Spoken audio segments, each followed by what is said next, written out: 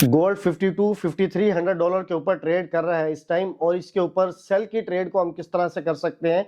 अगर आप सेल में ट्रेड करना चाहते हैं तो उसके अंदर मैं बड़ी सिंपल सी चीज आपको यहाँ पे बताऊंगा। H4 की कैंडल तो आपको पता है कि बहुत सारी इनगल्फिंग बाय या इनगल्फिंग सेल उस तरह से बन नहीं रही, तो इसको M15 के अंदर, M30 के अंदर और H1 के अंदर अगर सेल के अंदर ट्रेड करना है आपने, तो आप किस तरह से कर सकते हैं। यहाँ पर देखें कि सबसे पहले आप देखते हैं कोई भी इनगल्फिंग बाय मार्केट इस तरह से जो है वो बनाती है, और फिर क्योंकि अप साइड पे जा रही है तो मोस्टली इनगल्फिंग बाय आपको देखने को मिलेंगी अगर स्मॉल टाइम फ्रेम में भी मार्केट बना रही है। तो यहाँ पर फिर मार्केट ने इनगल्फिंग बाय बना दी, डबल इनगल्फिंग बाय बना के मार्केट जो है वो इसके अंदर अप साइड पे चलेगी। ब्रेक के अंदर बहुत सिंपल तरीका आपको बता रहा हूँ इसको ट्रेड करने के हवाले से। अगर आप इसकी अभी थोड़ी पीछे जाके बैक टेस्टिंग भी करेंगे, जितनी भी ट्रेड जिसकी बनी है, तो आप खुद देखेंगे कि इसके अंदर मार्केट ने अच्छी जो है वो मूव ली है।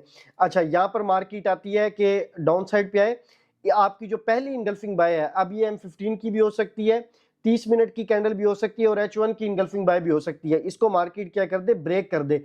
तो आपने यहां से ट्रेड नहीं करनी बाय की, ठीक है, सॉरी, क्योंकि आप तो सेल की ट्रेड देख रहे हैं ना, बाय की ट्रेड की तो हम बात ही नहीं कर रहे हैं। अभी आपने सेल किस तरह से लेना है कि आपने ये वेट करना है कि मार्केट सेकंड कोई भी इनगल्फिंग बाय है उसको ब्रेक कर दे। अगर आप M15 के अंदर देख रहे हैं तो फिर डबल M15 ब्रेक होनी चाहिए, अगर आप M30 के अंदर देख रहे हैं तो फिर डबल M30, और H1 के अंदर देख रहे हैं तो फिर इसी तरह से डबल H1 जो है वो इस तरह से ब्रेक होना चाहिए। मार्केट आए, इसको भी ब्रेक करे, इसको भी ब्रेक करे।